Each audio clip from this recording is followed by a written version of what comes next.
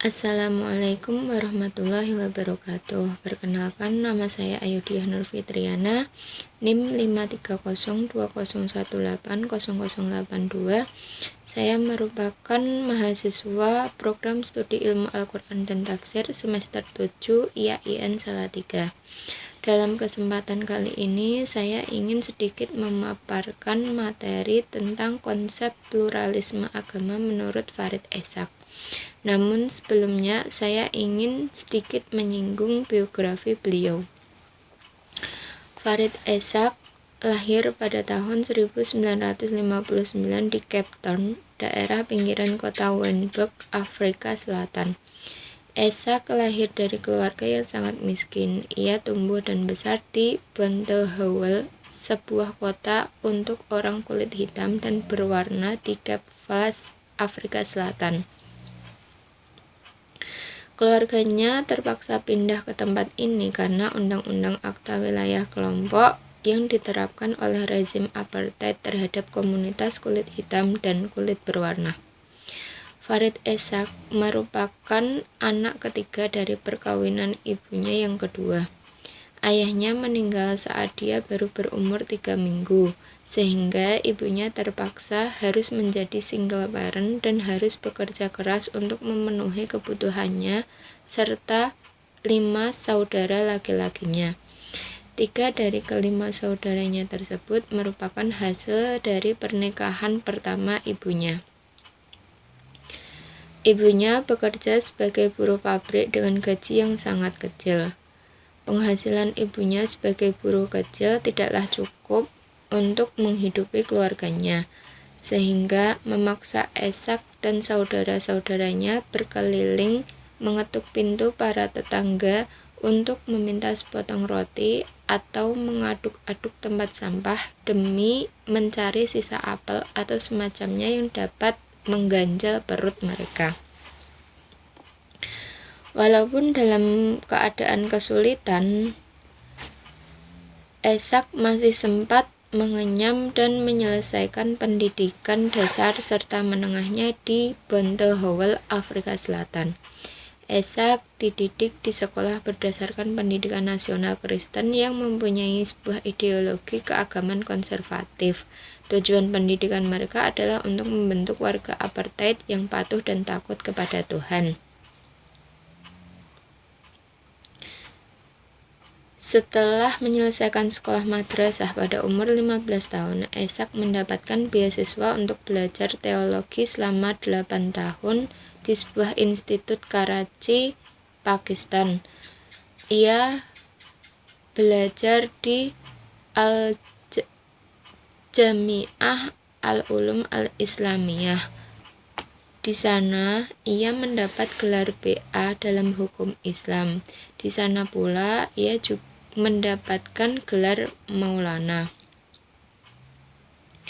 Selama 8 tahun tinggal di Pakistan dan bergaul dengan orang-orang di sana, Eshaq telah banyak menyaksikan penderitaan yang disebabkan oleh agama, khususnya penderitaan yang dialami kaum minoritas Kristen oleh kaum Muslim. Kasus serupa menurut Eshaq pernah menimpa kaum minoritas beragama di Afrika Selatan. Tapi kebalikannya, di Afrika Selatan, kaum minoritas Muslimlah yang pernah mendapat perlakuan tidak adil oleh penguasa Kristiani yang mayoritas. Dan akibat pemberlakuan apartheid yang dijalankan oleh mereka, hampir 2 abad kaum minoritas Muslim mengalami penderitaan.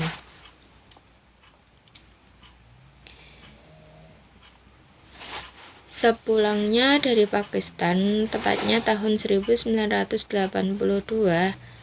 Eshaq bergabung dengan gerakan pemuda Muslim. Namun hanya sebentar saja karena ternyata pemikiran Eshaq dengan organisasi tersebut tidaklah cocok. Maka pada Juni 1984, Eshaq bersama ketiga temannya yaitu Adli Jacobs, Ibrahim Rasool dan Syamil Mani mendirikan sebuah organisasi yang diberi nama dengan Call of Islam. Di sana mereka membangun kembali apresiasi yang baru terhadap Al-Quran. Mereka melakukan pembacaan ulang terhadap ajaran Islam, seperti bagaimana seharusnya memaknai teks Al-Quran dalam konteks perjuangan dan kebebasan dari eksploitasi ekonomi, penindasan rasial atau penindasan terhadap kaum wanita, dan ketidakadilan politis yang dilakukan oleh rezim apartheid. Kalau mengajak kaum beriman dari semua golongan untuk bergabung membentuk solidaritas antar iman dan berjuang bersama melawan apartheid tanpa memandang apakah ia beragama Islam atau bukan. Karena mereka semua, baik dari golongan Kristen, Yahudi, atau Islam, sama-sama mengalami penindasan dan telah menumpahkan darah yang disebabkan oleh kebrutalan apartheid. Namun, ajakan kala tersebut ditentang oleh kaum konservatif Muslim lainnya, dengan alasan karena menurut mereka keikutsertaan orang-orang yang bergabung dengan solidaritas semacam itu akan mengaburkan iman Islam seseorang. Bagi mereka, hanya pembebasan melalui jalan Islamlah yang dapat berhasil karena Islam mempunyai jawaban terhadap masalah-masalah di seluruh dunia. Dan menurut mereka, Islamlah yang pantas mewarisi kepemimpinan untuk membebaskan manusia dari pengekangan manusia lain. Oleh karena itu, kaum muslim punya hak untuk memimpin. Dengan begitu, orang-orang yang bergabung dengan komunitas semacam Call of Islam itu adalah kafir, arogan, penuh nafsu, dan batil. Karena alasan itulah dalam tulisannya, Esak merumuskan kembali isu-isu teologisnya yang mendasar mengenai istilah iman, Islam, dan kafir secara sistematis. Tahun 1990, Esak kembali ke Pakistan, melanjutkan studi di Jamiah Abi Bakr, Karachi. Di sini ia menekuni studi Al-Quran. Tahun 1994, Esak menempuh program doktor di Pusat Studi Islam dan Hubungan Kristen Muslim Birmingham, Inggris. Puncaknya, tahun 1996,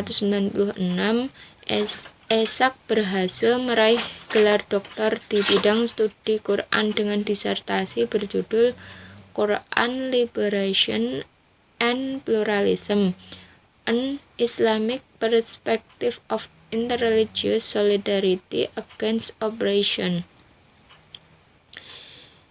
Farid Esak juga memegang peranan penting dalam berbagai organisasi dan lembaga. Ia juga rutin menjadi kolumnis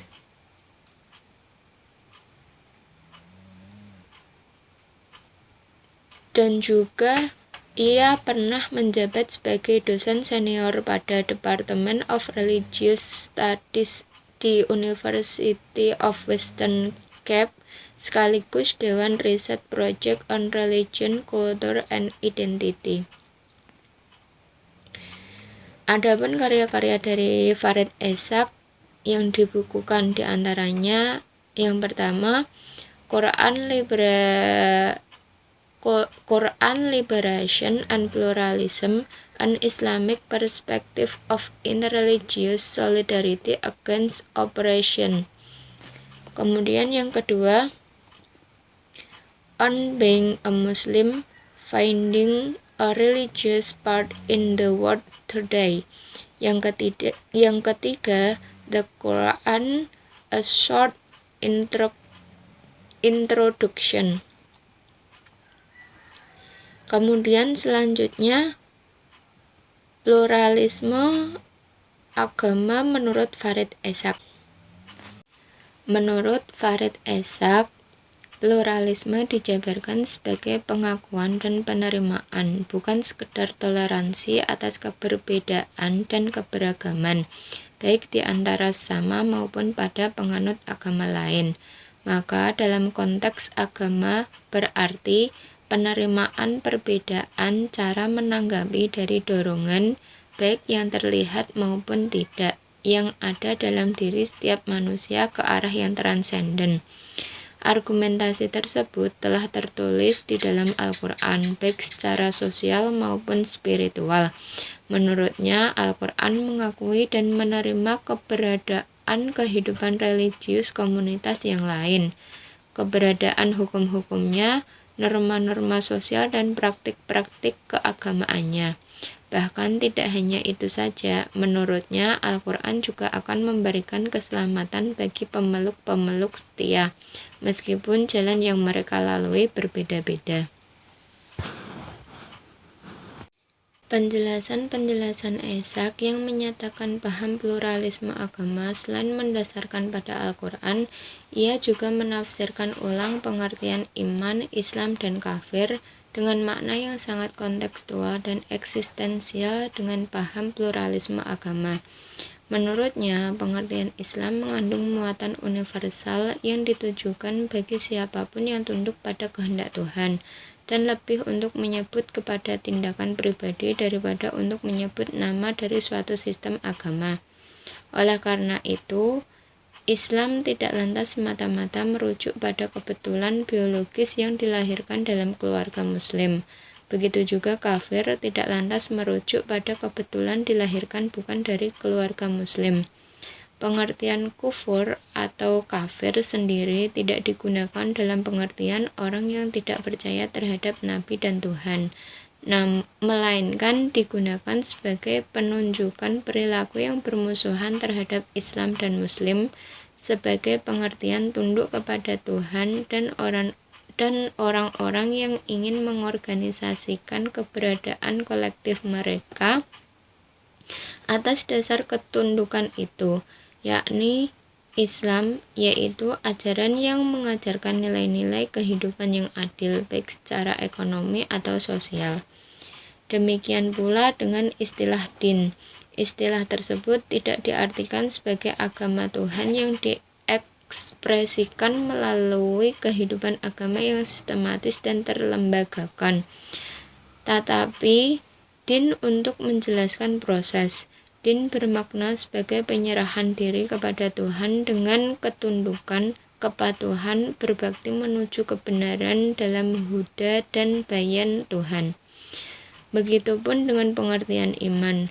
Iman merupakan pengakuan pribadi akan dan respon aktif terhadap kehadiran Tuhan di alam semesta dan di dalam sejarah yang mencakup tindakan seorang individu yang sepanjang hidupnya merespon suara Tuhan, juga sebagai kualitas yang dapat dimiliki individu, dinamis dan beragam intensitasnya sesuai dengan tahap-tahap dalam hidup individu itu.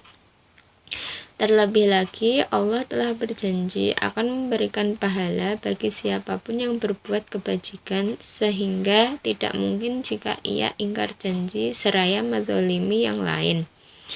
Adapun alasan Tuhan menghendaki keanekaragaman jalan keimanan, menurut Ishaq, agar manusia berlomba-lomba dalam kebaikan. Namun sekiranya jalan itu penuh cobaan yang tidak memungkinkan seseorang untuk melewatinya, maka dia bebas memilih jalan lain yang telah ditetapkan oleh Tuhan. Oleh karena itu, para penganut agama apapun tidak berhak mengklaim kebenaran atas kebenaran yang lainnya. Karena selain itu pun Tuhan telah mengutus para nabinya dengan misi yang sama, yakni untuk menyadarkan kembali komitmen umatnya kepada tauhid atau keesaan Tuhan, dan mengingatkannya tentang pertanggungjawabannya kepada Tuhan, serta untuk menegakkan keadilan sesuai dengan konteks situasi umat mereka yang bermacam-macam dan berbeda-beda. Dan kedatangan Nabi Muhammad tidak akan menghapus keberimanan umat sebelumnya, karena ia hanyalah sebagai pemberi peringatan yang sama sebagaimana nabi-nabi sebelumnya.